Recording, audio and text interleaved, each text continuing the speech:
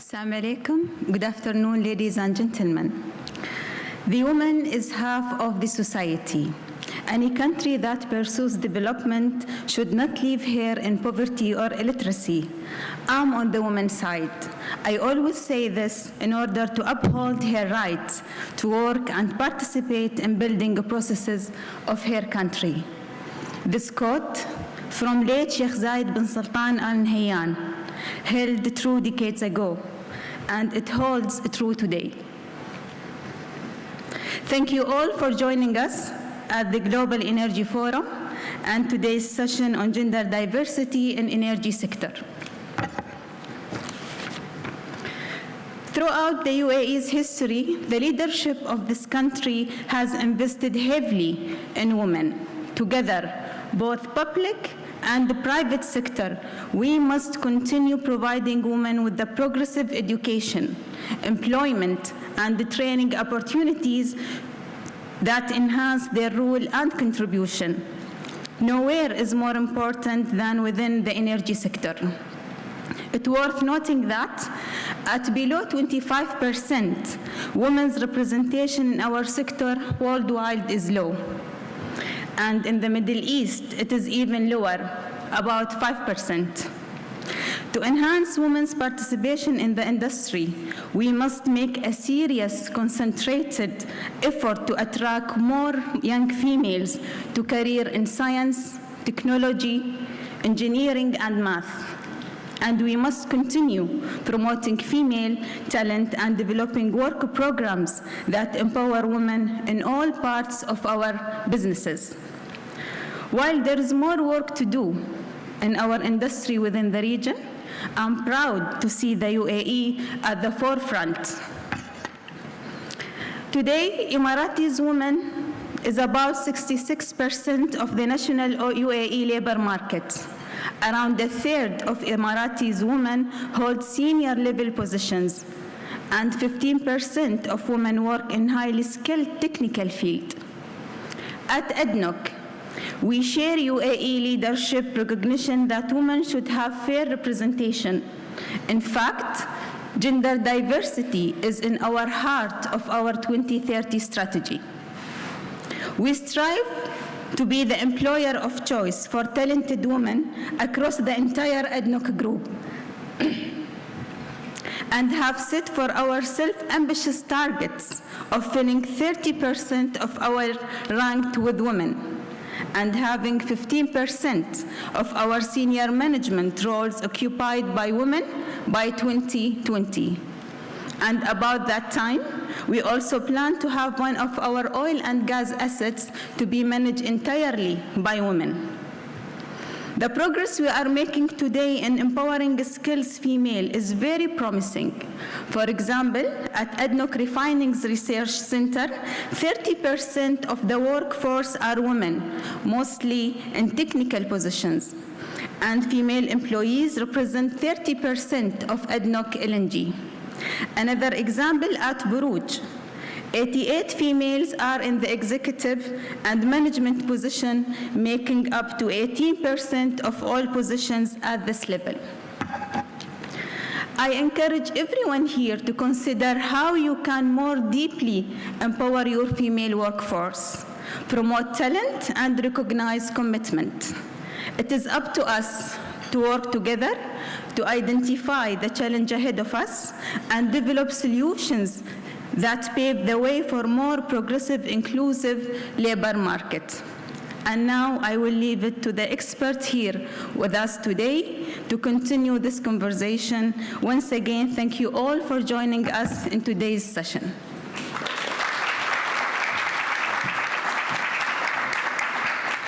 Please welcome the Wall Street Journal Middle East Energy and OPEC correspondent, Summer Saad.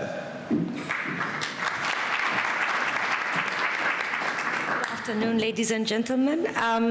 Some housekeeping before we start. This session will be actually on the record, and please keep your phone on silent. Now I would I'd like to introduce Ms. Bina Hussein, the Associate Director of the Global Energy Center, the Atlantic Council, who will be talking to us more about her report, the driving force behind increasing female participation in the Gulf. Thank you, Bina.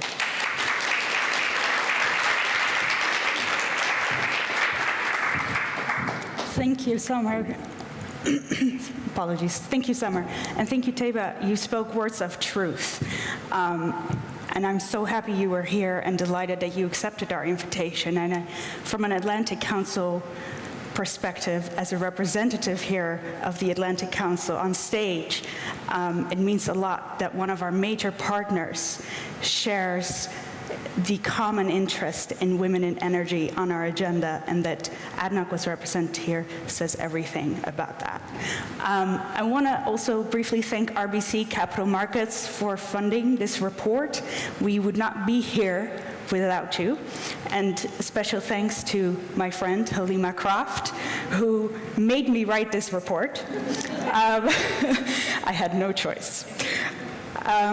But it's been an amazing, amazing project, and it's, the council will be continuing to work on this throughout the year, and even if you witnessed most of our sessions, if you looked at our agenda, women in energy was a pillar.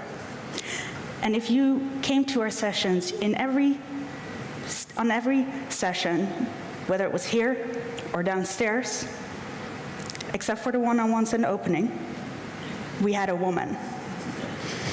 And that's important. That's the way we wanted to highlight the role of women in energy, to hear from the experts on issues. This is the only session where we actually talk about women in energy. This is the only report that we're launching that is about women in energy. But everyone else participated based on their expertise, and there are so many of us out there. So yesterday, for instance, Megan O'Sullivan kicked off the forum with a fantastic presentation on geopolitics on the energy transformation. She covered all of our different pillars, except for one, the women in energy. She didn't have to say anything about it. She was there on stage, representing women in front of 14 ministers from around the world, many government officials, business leaders. This is how we try to create an impact. This is how we try to show and bring change. So with this report, I looked at the state and the importance of female participation in the workforce among different GCC countries, such as Saudi Arabia, UAE, and Kuwait. And I looked at energy because it's the spine of those nations. It is the backbone of their economy. And so if that's the most important sector you've got, then that should also perhaps be the example, or could set the example for the rest of the country. So when I conducted the research, I realized that I could not just look at the energy sector without looking at the governments. Most of the energy sector in the Gulf countries is state-owned, with one exception, Sara Akbar, who founded Kuwait Energy. And so when I looked at it, I realized economic diversification is going to be key. It's going to be a path that could increase female participation at large. And the energy sector can play a key role in it because they are part of the diversification process.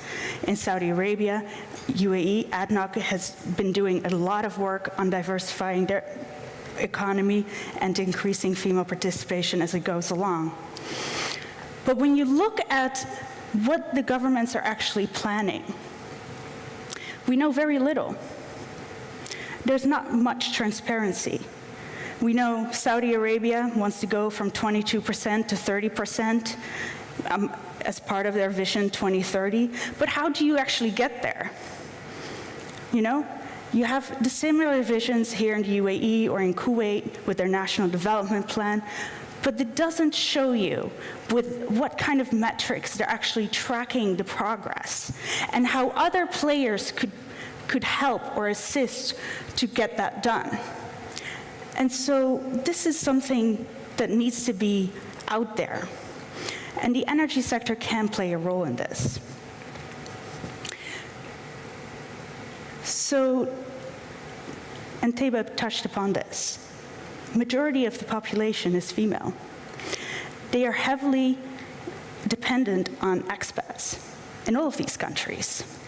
But in order for an economy to remain prosperous and sustainable, you need to involve women, because women are the future. And men may disagree, but that's what I think. And you know, if you look at all of these countries, if you take away the expats, women are the majority of the national people. They are higher educated than the men. But they're not being utilized. They're not being enticed by the government to participate in the economy. So legislation needs to be put in place. Codes of conduct can be created by a government that can push companies that come in, foreign investors or even local investors, that forces them to hire women, qualified women, not token women, qualified women that can start bring the change. And this is step by step. And it's important that countries support each other, that people support each other. I wouldn't be here without Halima's support, right? And it's a network. Women can help each other, companies can help each other, governments can cooperate, especially when it comes to all their visions and national development plans. They have a lot in common. So this is what must be done. And I think I'm going to leave it at that. Let's get started.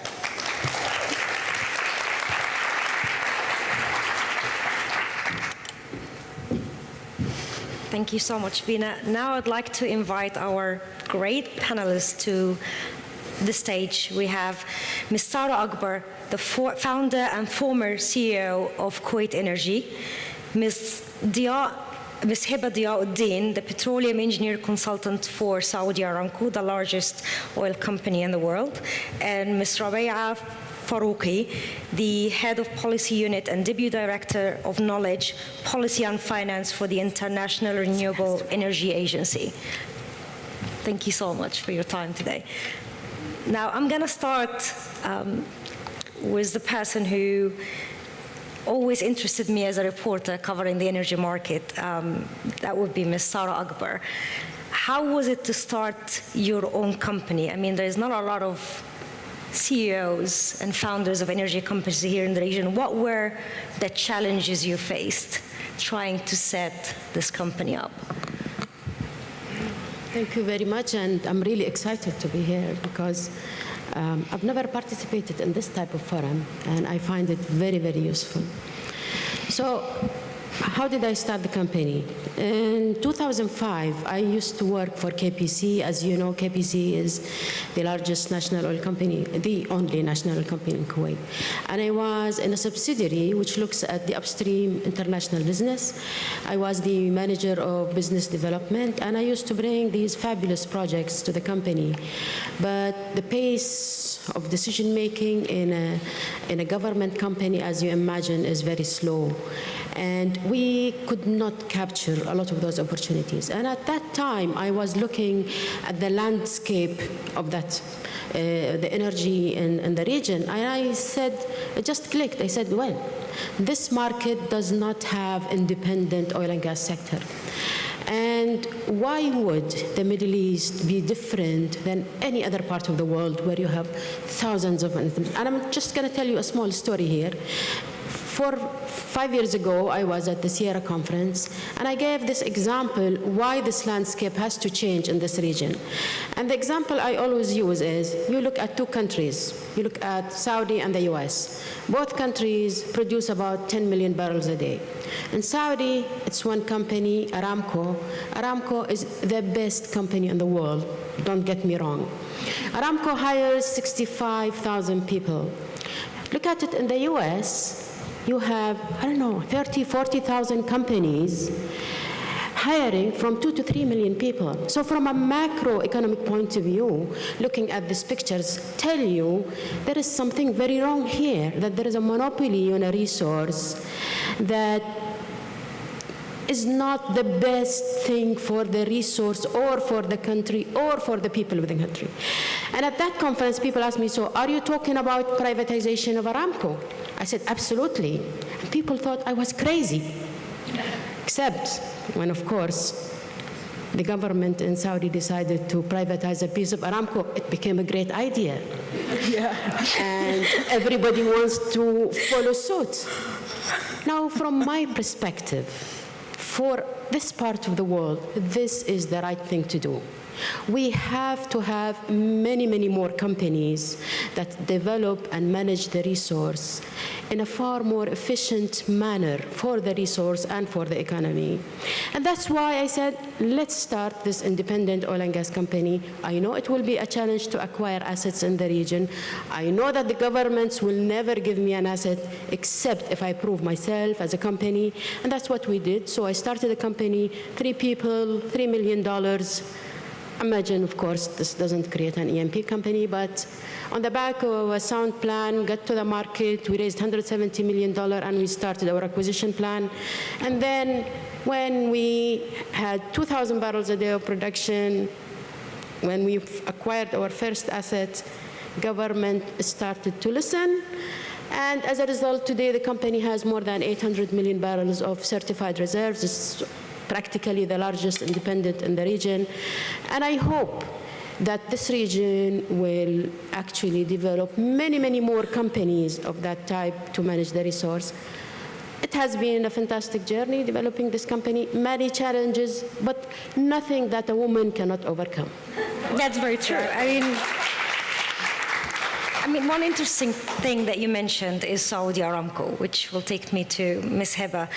Now, Aramco is by far one of the largest employers in Saudi Arabia. A lot of Saudis grow up wanting to work for Aramco for one reason or another. And if you look at the figures, as Ms. Sarah said, they're employing about 65,000 employees, and about 85% of them are Saudis, and only 8% of that figure are women. And I've been to the Aramco headquarters a few times, and in some locations of Aramco, it feels a bit awkward being the only woman there on that location. What is Aramco doing at the moment to change that? And how are they monitoring the progress, if there's any? Well, good afternoon, everyone. First of all, thank you to the Atlantic Council, and thank you to Bina for inviting me to speak at this very important forum. As for Aramco and the number of women that we have, you're very right. It's something that the company recognizes as an issue that needs to be something that needs to change. Of course, in 2016, we signed up with the World Economic Forum's call to action on bridging the gender gap and narrowing it down and to increasing the number of women in the workforce. We have actually even a higher number of requisitions open, but the problem is, like we discussed and like Bina mentioned, is the pipeline of women, especially in STEM. So there are a number of things that the company is doing to increase the number of women that we do have in the company.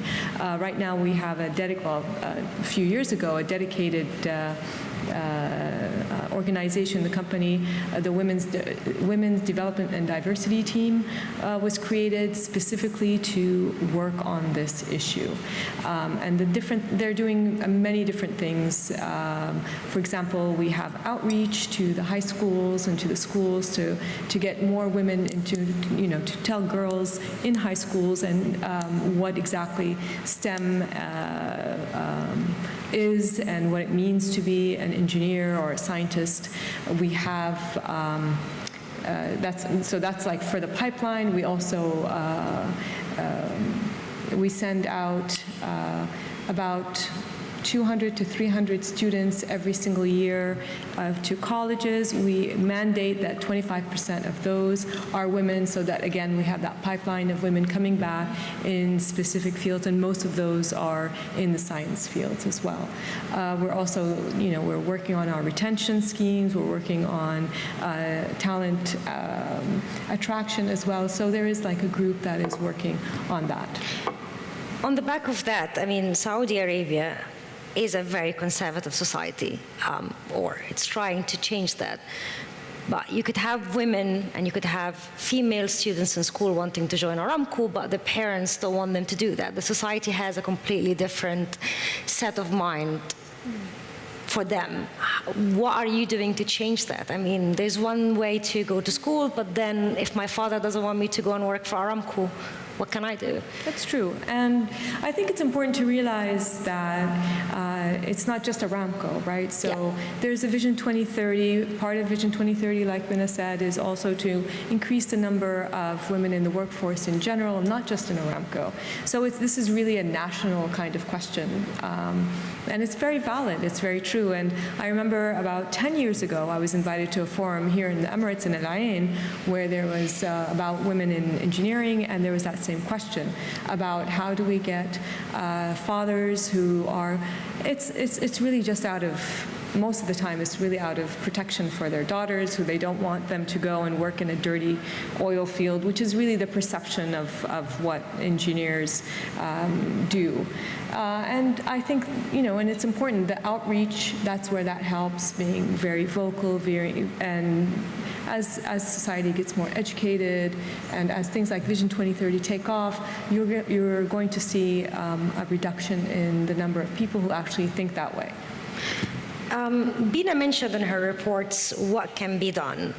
She mentions what government should be doing, the private sector should be doing, and different organizations.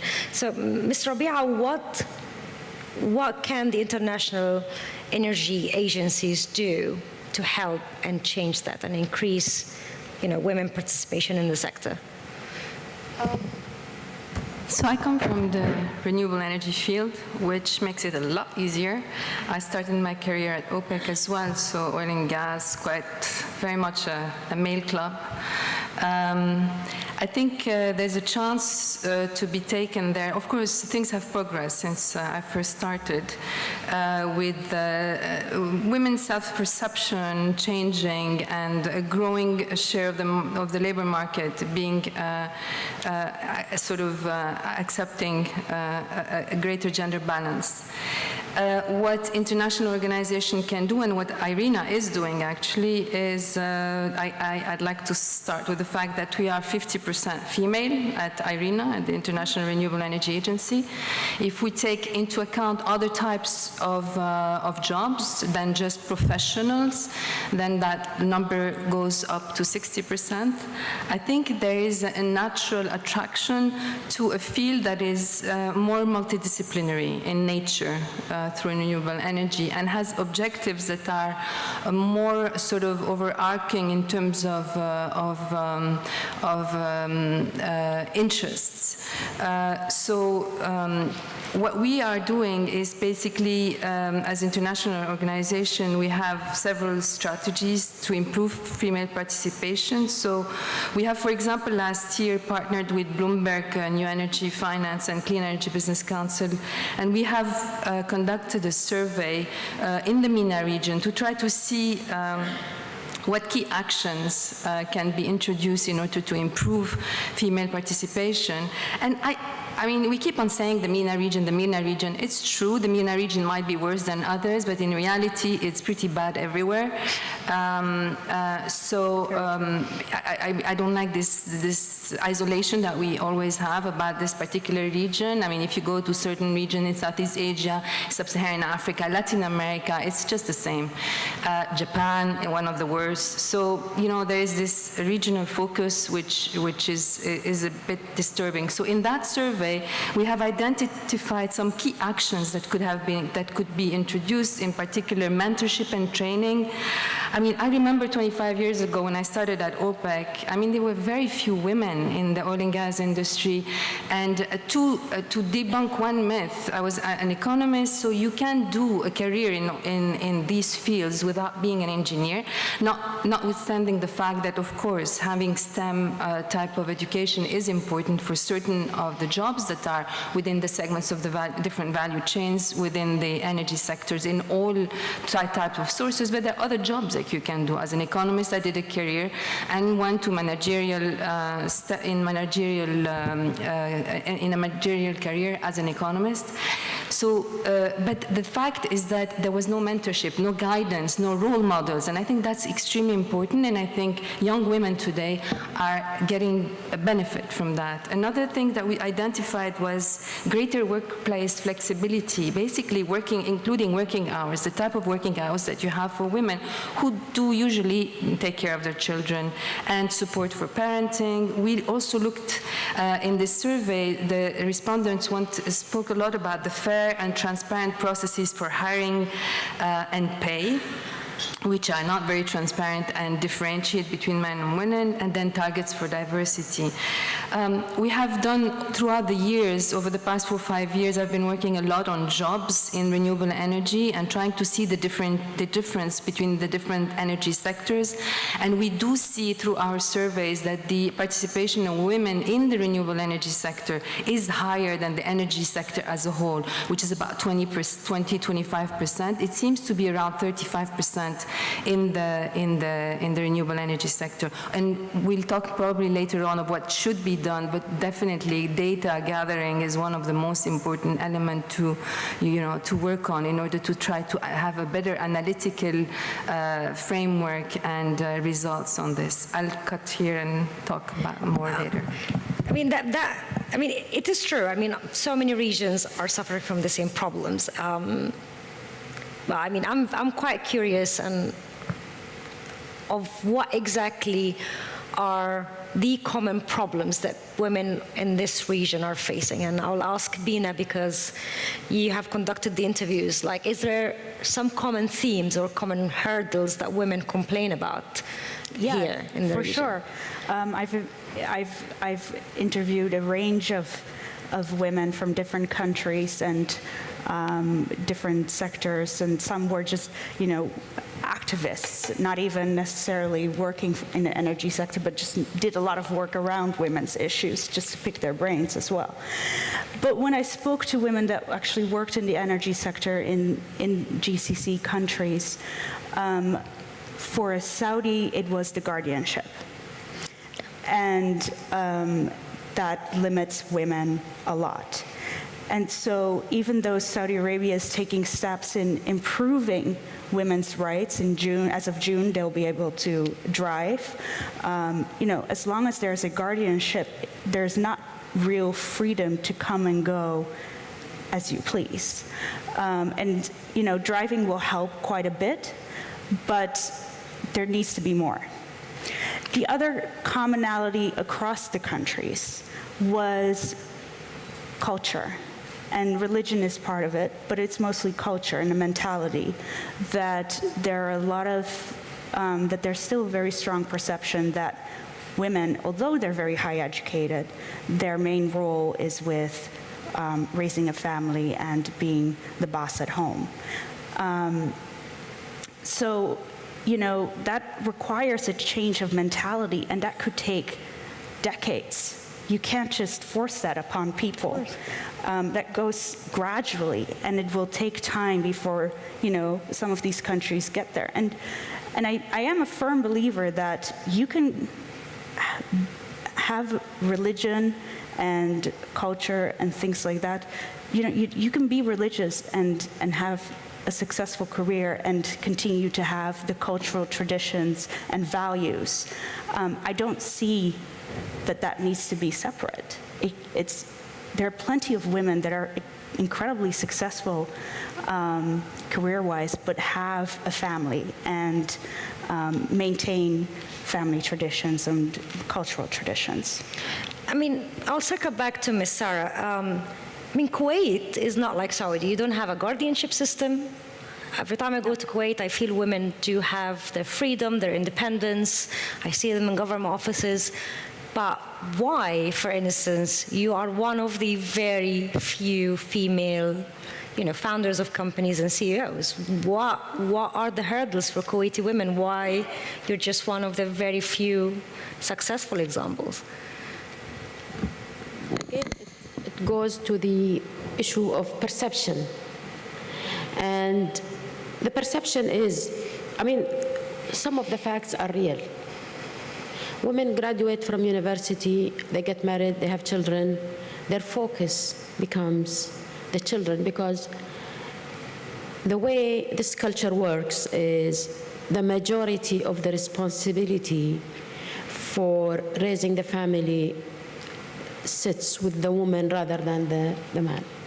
It's 80% or maybe sometimes 90% of the job is the woman's job, and by default that takes some of the time that any woman has for her career.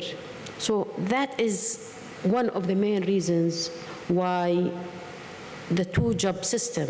You have a family to raise, which is a 24/7, and then you have a career to focus on. Again, it's a 24/7. Now, having said that, here there are some elements that help if you plan your life properly to have a successful career and a family as well.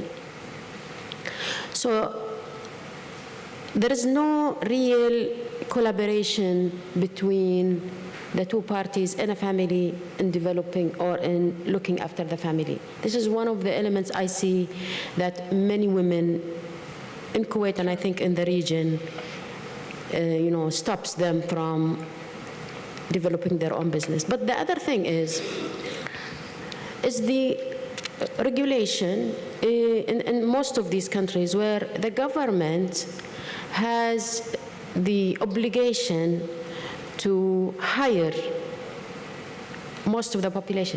Most of the Kuwaitis work for the government. I think it's the same for Saudi and for. So when you work for the government and the government controls everything in your life, you do not start to think that there is another life beyond the government. You don't get enough tools and training to start your own business and manage your own business. You don't know how to raise funding for your business. So this government monopoly on all sectors of the economy is, and now the governments actually realize they cannot sustain this. There is no way that the government sector will provide all the work for all the population going forward in none of these countries in the region. And that has to dramatically change. But in order to change that, we need new systems that actually encourage and provide the environment for male and female, as a matter of fact, to go to the private sector, start their own company, small business, medium business, and so on. So there is transformational change needed by both issuing new regulations, change of government mentality in order to entice the youth to go into the private sector. It's the biggest challenge faced in this region because we have a massive population of youth that will come out from schools with no jobs waiting for them and not really knowing how to start their own businesses. How do you fund your own business? How do you make a business plan? And that is an area where a lot of focus, attention has to be put by governments in the region to incite both female and male, as a matter of fact. Sure. I mean, Ms. Hiba, if we look at drive for change and reform, Saudi Aramco IPO is the masterpiece for the biggest transformation plan in the region. And we're expecting to see an IPO hopefully end of this year, which could be on 1 or 2 international exchange besides Tadawul. When are we seeing a female CEO? When would be seeing a female board of directors?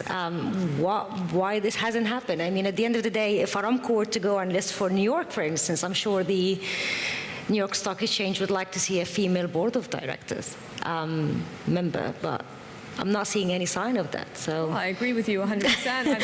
I'm available. Just saying. I think that, again, the company, I think, is aware of our track record, and there really is a push to kind of include more and more women. And I don't have the answers to that, but it's something that is definitely on the radar. And I'd like to kind of go back, take a step back, and just the conversation that we just had about what exactly is stopping us, and just to add to the regulations and the training and development and everything like that. I think there are also just on a human nature kind of side, I think there are external and internal factors that prevent us and prevent women from really moving ahead as we should.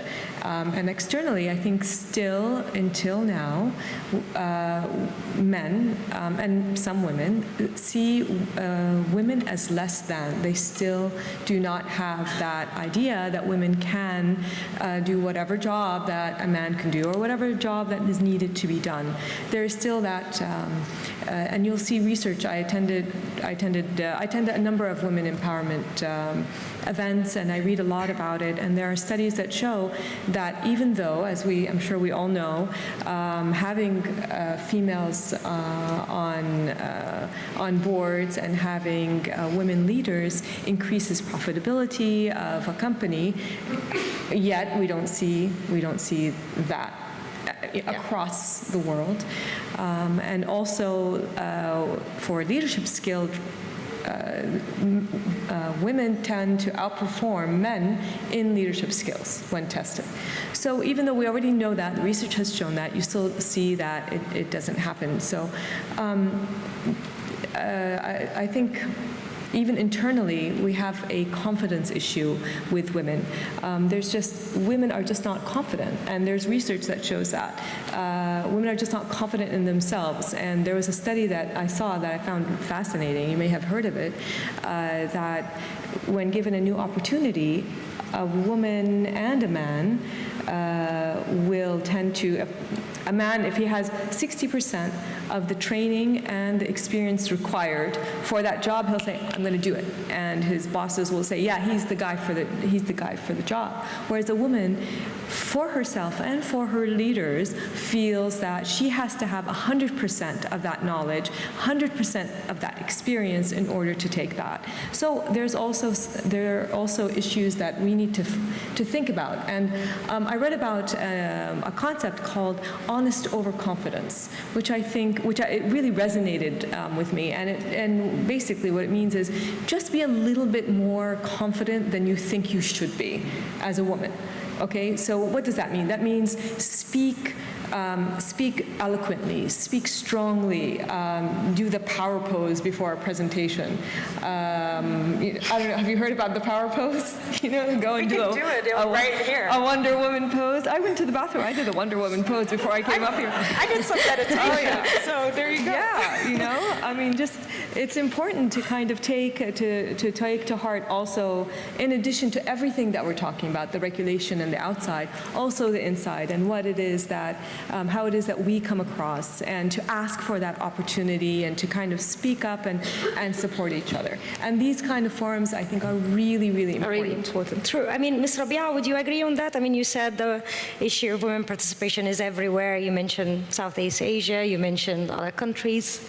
Is that something you've also encountered, that confidence is an issue of why? Oh, definitely. Sorry, definitely. I think there is this self-perception that women have that where we definitely need to make an effort, but it's evolved over time, and I think that, for example, in the renewable energy sector, it has developed in a time where women's participation in traditionally male-dominated sector has also grown substantially. So, and also as a new industry, I think, or a new sector, you feel that sort of breaking the glass ceiling, it might be a bit easier than in sort of established industries, like, for example, in the oil and gas.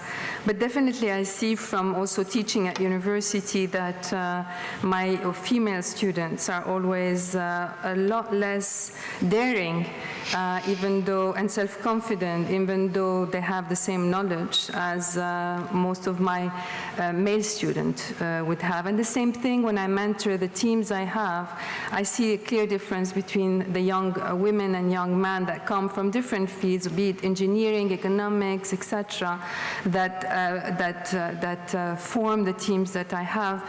And there is definitely a sort of embedded historical something in our subconscious that we're carrying throughout the generations that we have to still resolve. So yes, and I think that's where I believe that regulation is extremely important, and I don't care if it's not correctly, politically correct, but I think regulation, in particular quotas, is extremely important at a stage where we need to sort of reverse the trend and have not just a male club in the energy sector, but a mixed club. So it's not against men, it's to have a combination of both, to try to also tap from a much greater pool of talents, because there are different talents, there are different skills, and there are different approaches that we grow up with.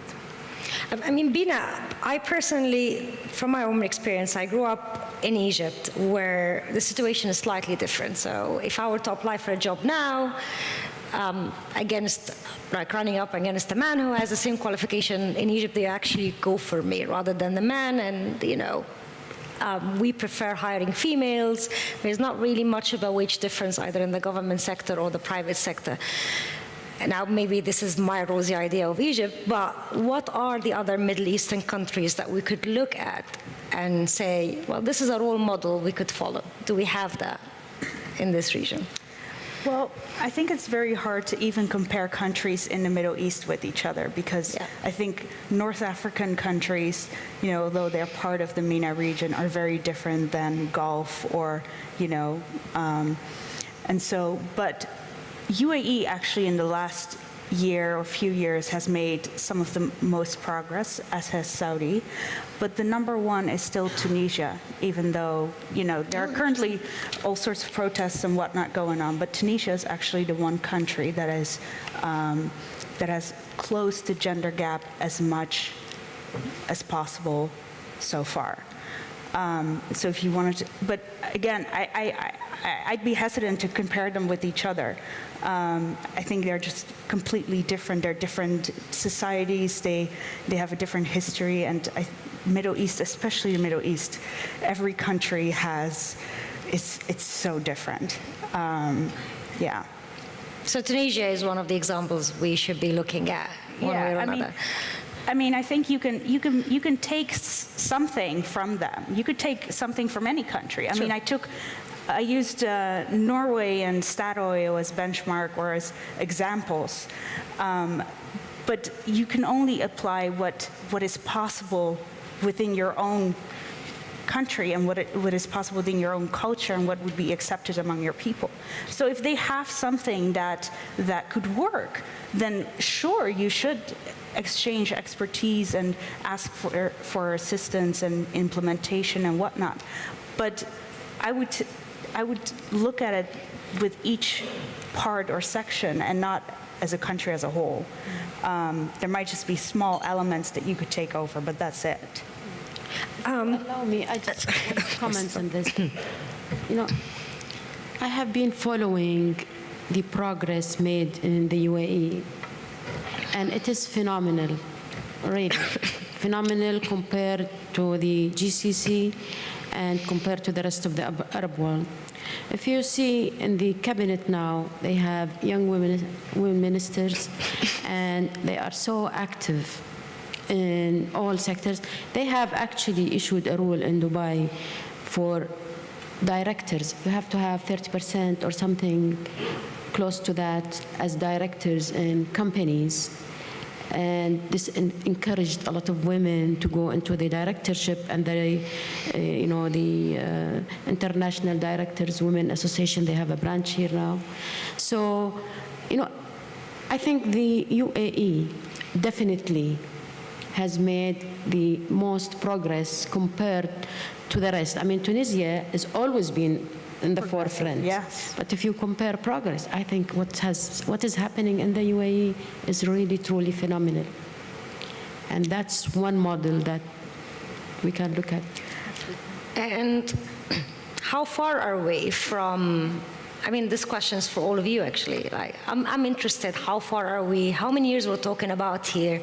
Or what kind of effort we will have to go through to be like Norway or Tunisia, or,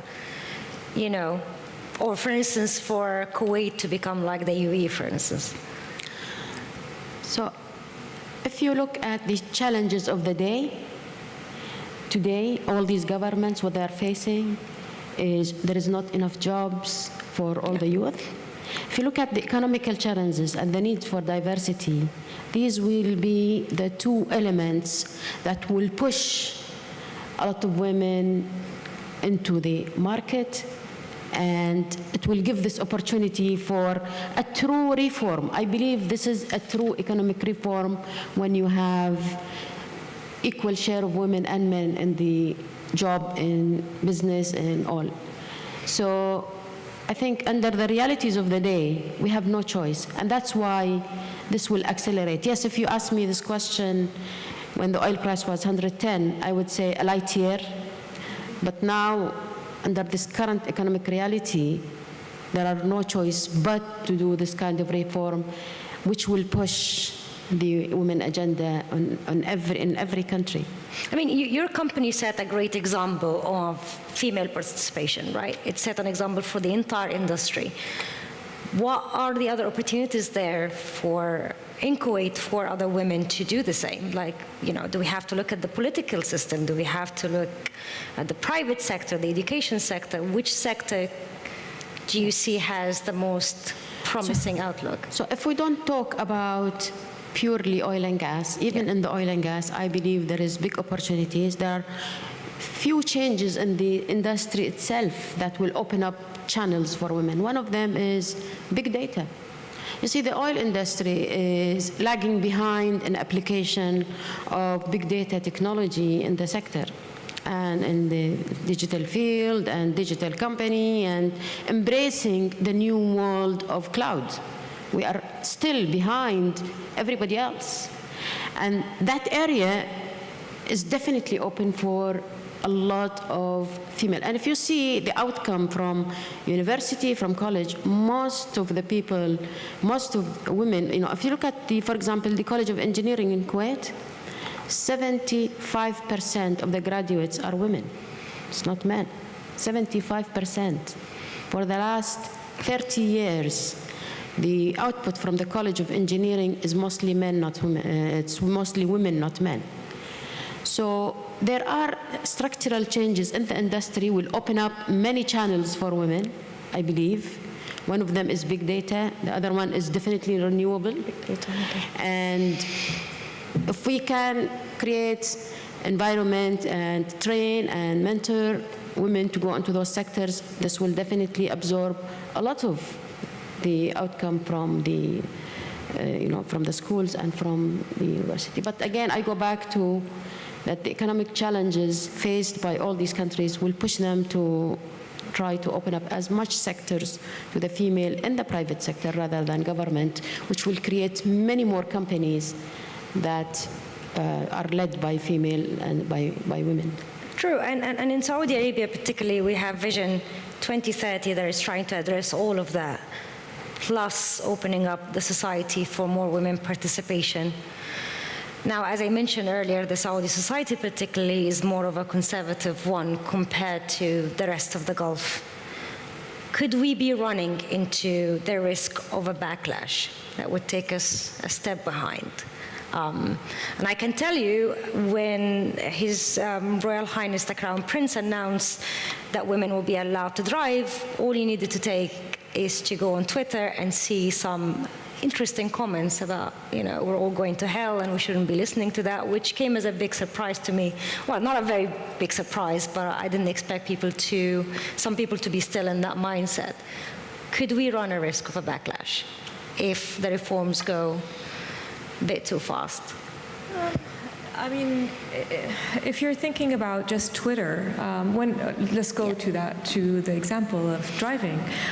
From my perspective, honestly, and just from, let's say, other platforms, like WhatsApp or social media or word of mouth, the majority, obviously you're going to have the people who don't agree, but the majority were in agreement.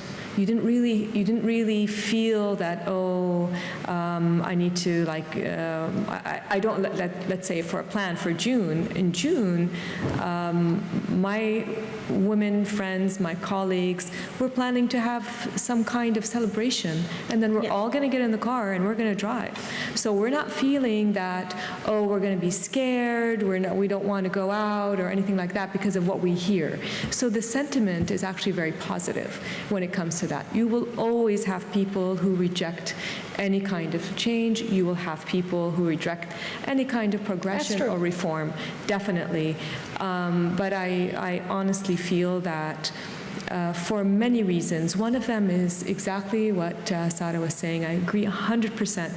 It is, economically speaking, during this time, there is no way that we can just go the same way that we've been going. And I think that is why we have Vision 2030, and that is why that was one of the drivers, is that it's just such a different time. Yesterday, during the opening ceremony of this conference, you had the president and the chairman of the Atlantic Council who both said, this is, we are at an inflection point. Everything is transforming, we're transitioning. It's very true. There's a large sense of change in every aspect. And I think even when it comes to this kind of thing. I mentioned the women example as, or the driving example as just like a small picture of what could happen. Maybe I framed the question incorrectly. Maybe what I meant, could we be moving too fast? Maybe. That's what I mean. Yeah. No, I understand. I understand, and I use the driving also as just an example. But one other data point that is important that I've noticed is because of the sponsorship program that the kingdom has had for the past, it must be I think it's the 11th year, where students from high schools are sent in droves outside the kingdom to many different universities, very high-ranking universities across the world. I think that program in itself has brought all these people back from families who you would never think that they would let their daughters or even their sons go out to university. Maybe in the beginning there was still that, no, my daughter doesn't go out, And now I know personally, and again, if you just monitor social media, even though there are the detractors, you will see very conservative families who would never have thought of sending their daughters overseas, rushing to send their daughters, rushing to send their sons outside to get an education. So those are the kind of indications that I kind of look at and think, you know what, I think that as a majority, that yes, we're moving in a progressive direction. And it makes sense economically. Can I add something to this? Or I agree that I don't think it's the social backlash. I actually think there's a greater risk if the economic reforms were to fail. That would cause issues. And I think there's some danger, because if you look at how they actually proceed on implementing these reforms, it's by the government or the state investing in the private sector. So it's not necessarily, even though they say they're decreasing, their foothold in the economy, and they're actually, by investing in the private sector, you're only increasing it. And so I'd be curious to see how that actually works, because to me, that does not sound like real reform. But when I was speaking to all these different women, they were all very hopeful that it would work. So maybe I'm just too pessimistic about this, but I actually think if economic reforms don't work out, that will be the real problem, not the social backlash. Yeah, I sure. would disagree that it has anything to do with private or public. I mean, it has to do with economic opportunities, be they government-led or private-led, right? So we've seen in economic history countries that are, centrally planned economies with large shares of the population labor market being women. So it's the regulations and the enabling environment that you introduce that allows you to have greater or lower share of participation of women. We've seen these are decades ago, but still we've seen in Eastern Europe during centrally planned economies very, very, very high share of participation of women in the labor force. So that's a decision that was made by the governments in order to introduce women in the labor force. So the private sector in and of itself will not necessarily hire more women than men. You see what I mean?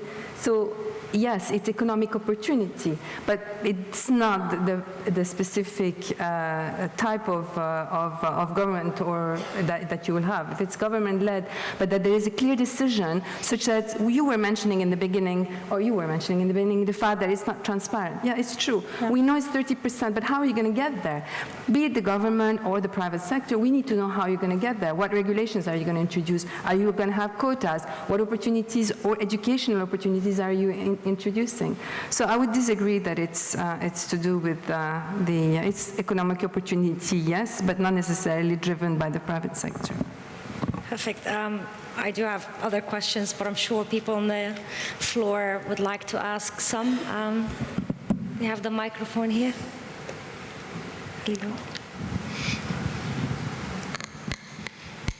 First of all, thank you so much for such a wonderful presentation and being such a wonderful report. And I know you have a new slogan, speak strongly, speak eloquently, and do your Wonder Woman pose. Amazing. I was just wondering, because when you came up through the ranks, there clearly were not that many female role models. So I'm just wondering if you can talk a little about your own personal trajectories, the challenges you faced, who you looked to, who helped you push through those glass ceilings. So we just want to hear some of your own sort of stories. Where shall we start?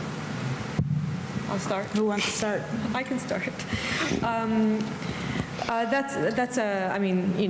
We can sit and I can talk to you about that if you're really interested, but just as like a very short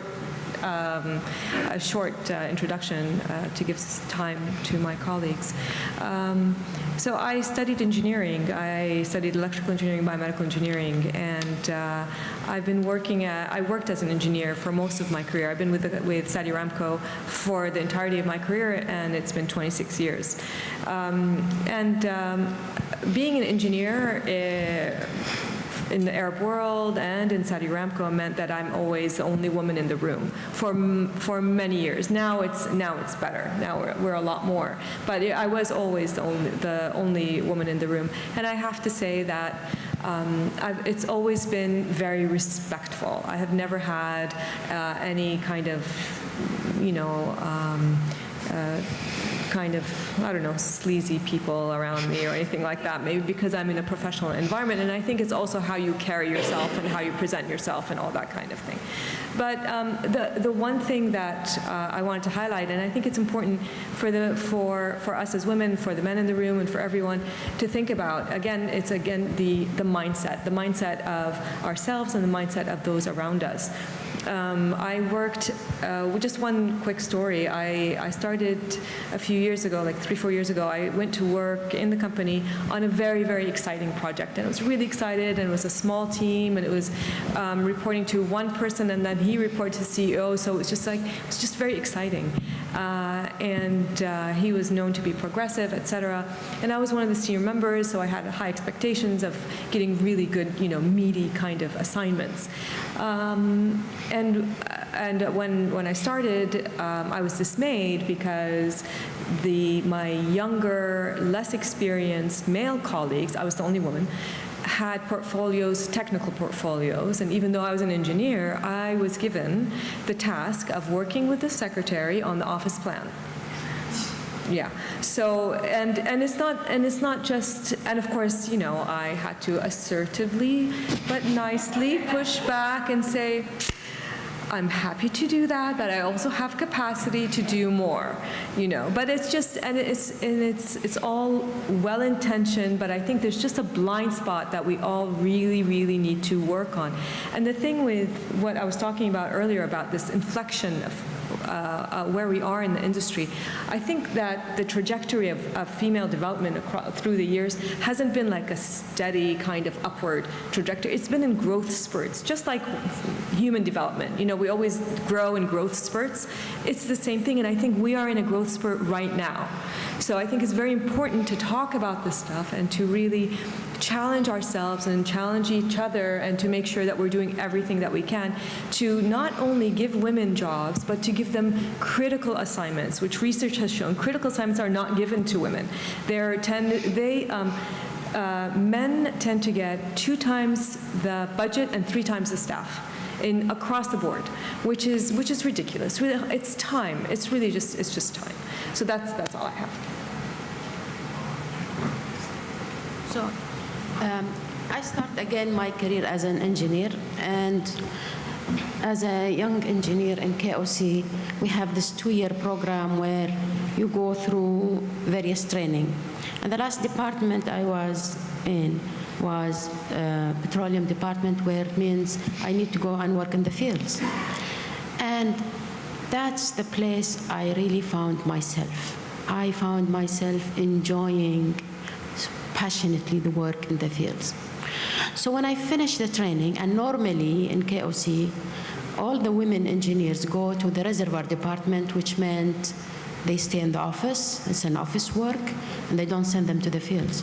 So I thought, I don't want to do that. So I went to my management, I said, I want to get my hands dirty, I want to work in the fields, and I want to move to the petroleum department. I don't want the reservoir department. And of course, KOC said, the manager said, we cannot send women to the field. This is a small country.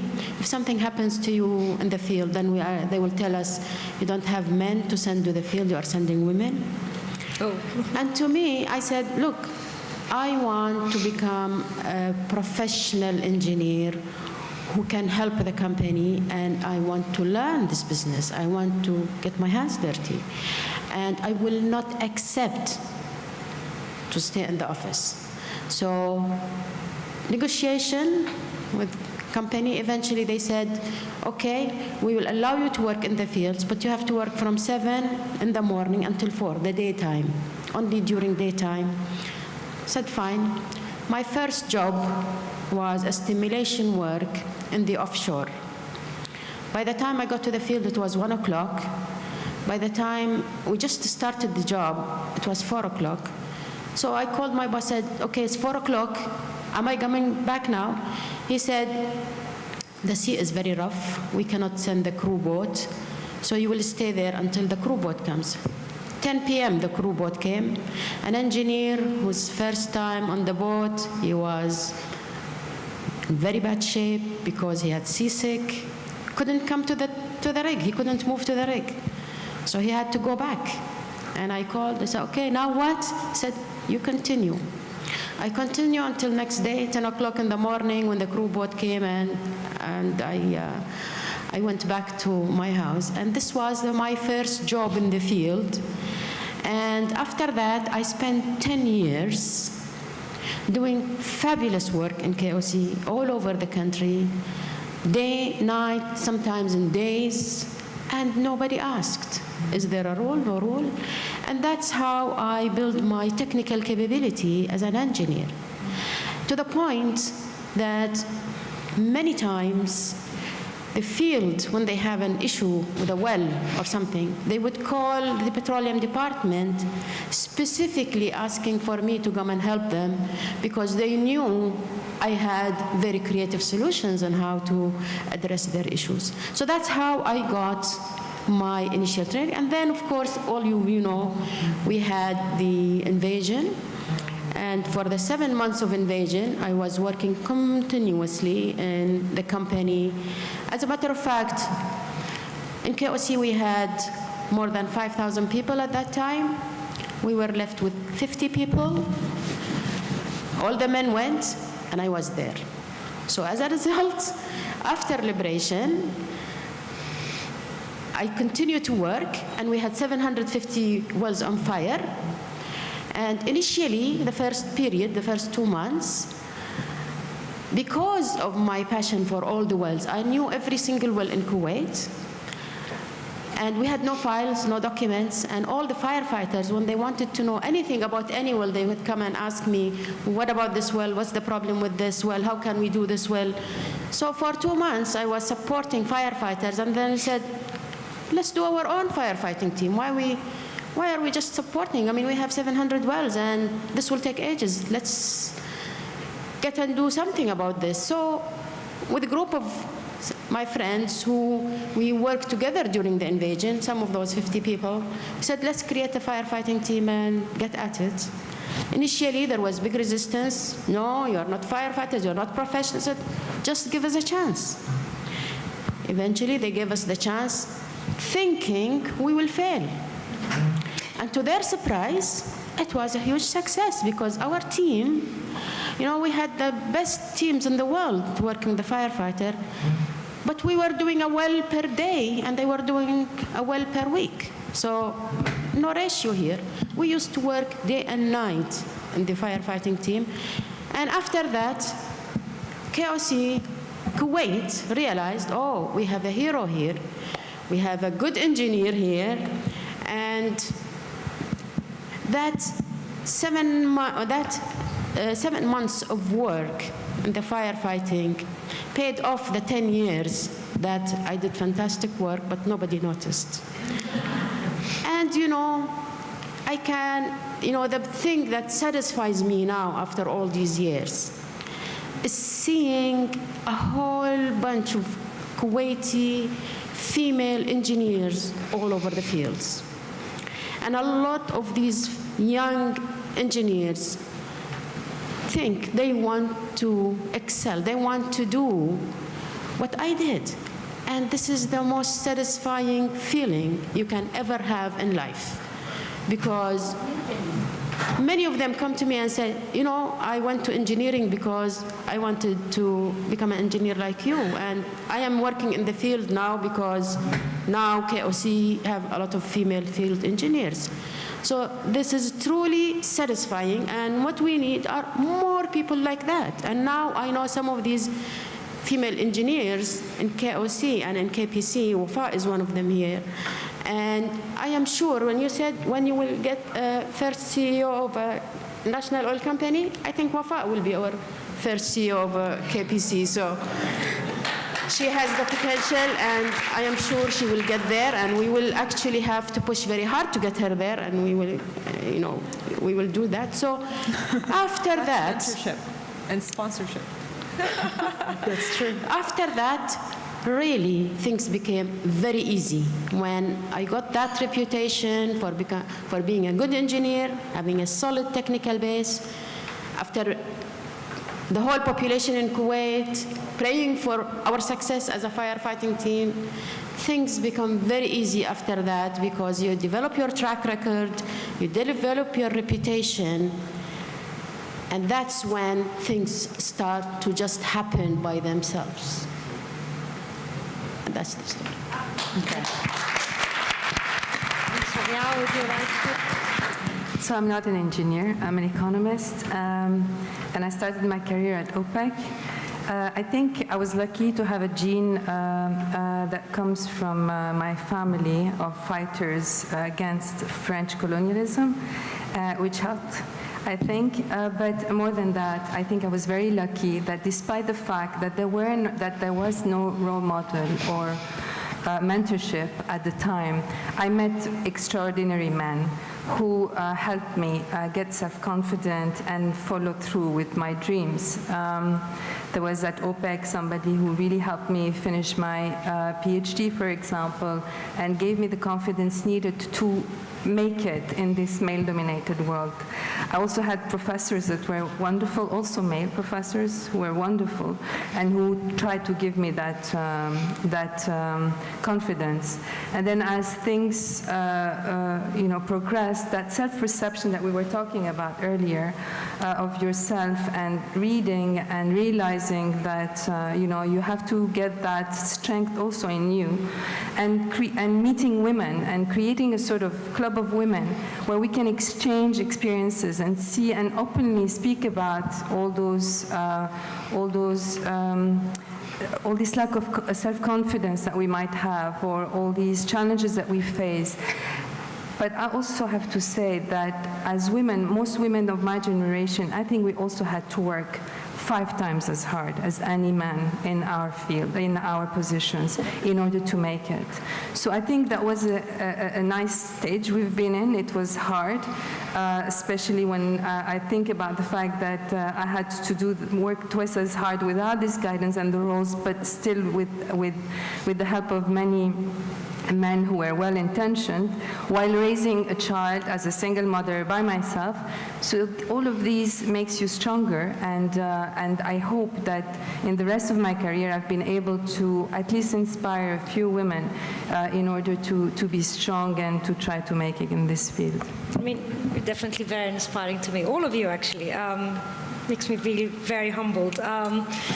I would have loved to take more questions, but unfortunately we will have to end the session because the next one is entitled, the next one is starting at 15 minutes. It will be here and it will be entitled The Electrifications of Everything. And if you want to see the amazing Bina report, all of you has one hopefully on your chairs, right? Oh, it's outside. And thank you so much for your time. I hope everyone got a chance to